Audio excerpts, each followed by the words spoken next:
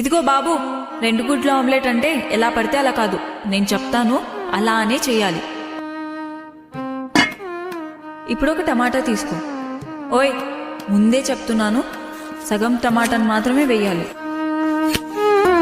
ఒక పచ్చిమిరపకాయ తీసుకో. తీసుకున్నావా? దాన్ని నిలువుగా కాకుండా గుండ్రంగా కట్ చేయి, కానీ చిన్నగా.